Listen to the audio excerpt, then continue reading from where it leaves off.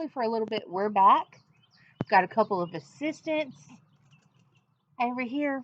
And hopefully they're not going to be singing too many songs to us. They're dogs. They're crybabies right now. They're supposed to be the center of my attention, apparently. Okay. So, Grendel and Beowulf. Beowulf has been there. Hrothgar's like, yes, please, help us. Help us defeat Grendel. Beowulf makes one deal here. He makes a condition. He's going to fight Grendel. He's going to party at night at Herat, eat supper. He's going to go sleep there. His men are crashing there. Things that people have not been doing for over a decade. A whole lot. Because they like living and they don't want to be snack at night. Anyway. Sorry. Anyway, he says, I'm not going to use my weapons or my armor against Grendel. He's going to fight Grendel without any of that. So essentially, he's fighting Grendel mostly naked, actually. Those of you that saw the cartoon movie, yeah, that's in the poem. So, Grendel and Beowulf. Grendel comes from the fens, which is a reference to mostly like Celtic type mythology. That's like where the fairies and stuff would hide. So that's kind of a reference to that pagan religion that we discussed before. Neath, like beneath. The cloudy cliffs came from the moor then. Grendel going, God's anger bear he. Notice it's capital G, so this is Christian God. The monster intended some one of earthmen in the hall building, grand to entrap and make way with. He goes towards the joyous building. So they're in there, they're partying and everything else. They are eating and celebrating and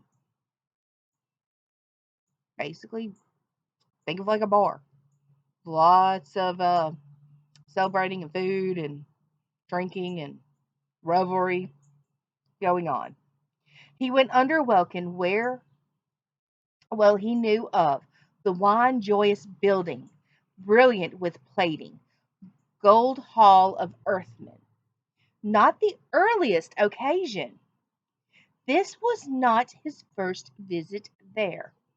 He, the home and manor of Hrothgar, had sought. Near found he in life days later, nor earlier. Hardier hero, hall thanes more sturdy. Now, this is kind of a description right here of Herat. Herat was meant to never fall. It was essentially built to last for forever. Pretty much the only thing they're saying will take Herat would be a fire, stuff like that. It's going to go into a few more details, but just make sure you understand it was really solid. It could take a beating and keep going. Then came to the buildings a warrior marching, his horrid fingers tearing the door open, bereft of his joyance. The door quickly opened, on fire hinges fastened. When his fingers had touched it, the fell one had flung then, his fury so bitter. Opened the entrance, early thereafter, the foeman trod the shining hall pavement. He strides furiously into the hall. Strode he angrily, from the eyes of him glimmered a luster unlovely, likest fire. He beheld in the hall the heroes in numbers, a circle of kinsmen sleeping together. They're all sleeping in one room. He exults over his supposed prey, a throng of Thanemen. Then his thoughts were exultant. He minded to sunder from each of the Thanemen the life from his body. Horrible demon. In other words, he's going in there and he's ready to kill. But we already knew this. Ere morning came, since fate had allowed him, fate has decreed that he shall devour no more heroes. Beowulf suffers from suspense. The prospect of plenty, Providence willed not to permit him any more of men under heaven to eat in the night time. Hygelac's kinsmen great sorrow endured. How the dire-mooded creature, in unlooked-for assaults, were likely to bear him. No thought had the monster of deferring the matter. Grendel immediately seizes up a sleeping warrior and devours him. So he's eaten one warrior so far this night. He's eaten a bunch more before now. But on earliest occasion he quickly laid hold of a soldier asleep, suddenly tore him, bit his bone prison. The blood drank in currents, swallowed in mouthful.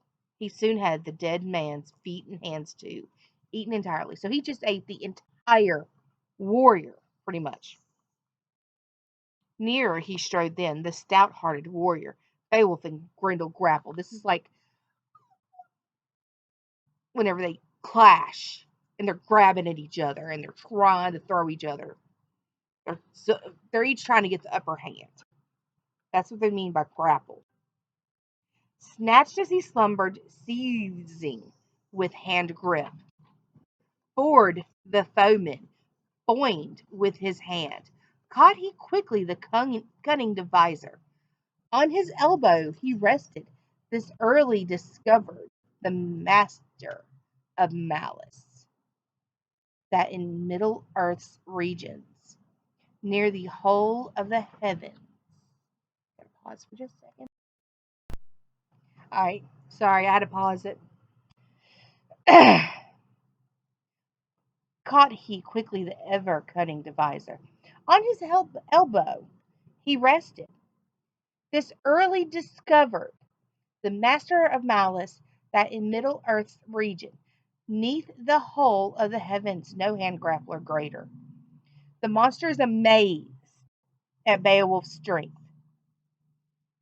In any man else had he ever encountered, fearful in spirit, faint-mooded waxed he. Okay, I know I reread a little bit of that, but that's okay. So, let's look back at this for a second. Basically, Beowulf has grabbed a hold of Grendel's hand, and he is squeezing it. He is crushing it. And Grendel's like, ow, that hurts. Like, oh my gosh. I have never encountered a person as strong as this one.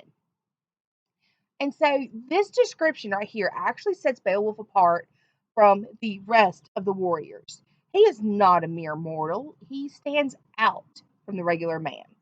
And that is one of your very important characteristics of the epic hero, of the hero. They're a little more than a regular man. Even if they're not actual superheroes, they still stand out. So make sure you check out your notes like I told you to. You're going to need them for your test in this unit. All right. Not off could betake him. Death was pondering. He is anxious to flee. Would fly to his covert, seek the devil's assembly. His calling no more was the same he had followed. Long in his lifetime, the liege kinsman, worthy, Beowulf recalls his boast of the evening and determines to fulfill it. Of Hygelac minded his speech of the evening. Now, this is what I was telling you earlier. He said, I ain't wearing my armor. I ain't using my weapons to defeat Grendel. He's coming at me using his hands, using his body. He's not using weapons. So it's going to be mano y mano. We're going to beat each other up man to man. That's all it is. If he's not using weapons, I'm not using weapons. He's like, I got this. Stood he up straight and stoutly did seize him. His fingers cracked. The giant was outward. The earl stepped farther. The famous one minded to flee away farther.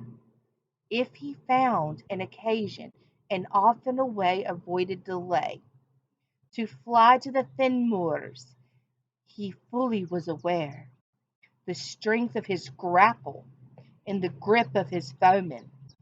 'Twas a luckless day for Grendel. 'Twas an ill-taken journey that the injury bringing, harrying Harmer to Heorot wandered. The hall groans, the palace re-echoed to all of the Danemen, dwellers in castle, to each of the bold ones.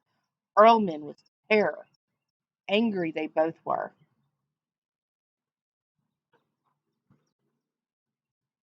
Archwaters raging, rattled the building. So this fight in here is not a quiet fight. They're not just beating on each other. They are rolling around. They are hitting everything. The walls are shuddering. They're just absorbing the impact. This is kind of what's just being described. This is not just a fight. This is a knockdown, drag out brawl between Grendel and Beowulf.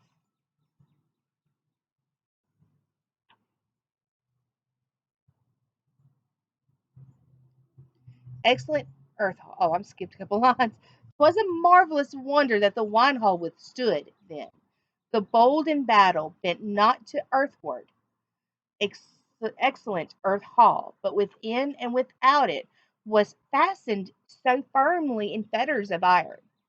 But the art of the armorer,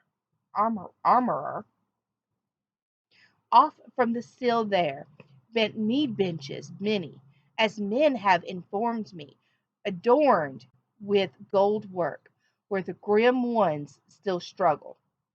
The shielding wise men weened near before, that by might and main strength a man under heaven might break it in pieces, bone decked, resplendent, crush it by cunning, unless clutch of the fire in smoke should consume it. The sound mounted upward. Grendel's cries terrified the Danes. Novel enough of the North Danes fastened a terror of anguish on all of the men there, who heard from the wall the weeping and plaining, the song of defeat from the foemen of heaven, heard hymns of horror howl, and his sorrow, hell bound bewailing. He held him too firmly, who was strongest of main strength of men of that era. Okay, so that is the end of this section. Remember, this is Grendel and Beowulf. Now, I'm going to go ahead and just tell you how this battle ends. So, Beowulf and Grendel are engaged in this bloody battle. It ends with Beowulf the victor. Grendel is going to drag himself off after Beowulf pounds the crap out of him and actually tears off his arm. In the text, like if you're using the book, I know the words are completely different. Sections are added together in your textbook, but most of you do not have the textbook. That's why you've got this copy of it. Now, in the next section, if you were to read on, Beowulf has ripped off Grendel's arm all the way up through the shoulder. So it's got the shoulder joint, that's what gets just, ripped out, and the rest of the arm. He takes that arm, and from the rafters above, he is displaying it like a trophy. So it is, I know there's nothing up there, so don't ask what I'm pointing at. But it's the rafters up above them. And he has it hooked up there to where they can see it. It's a trophy. He is displaying essentially a battle trophy that shows he's the big victor. Okay, so make sure you do your work, and I will see you with another reading. Probably do it in just a little bit, hopefully. And I apologize for some of the extra noise. No matter where I go, it's crazy today. Take care. Love y'all.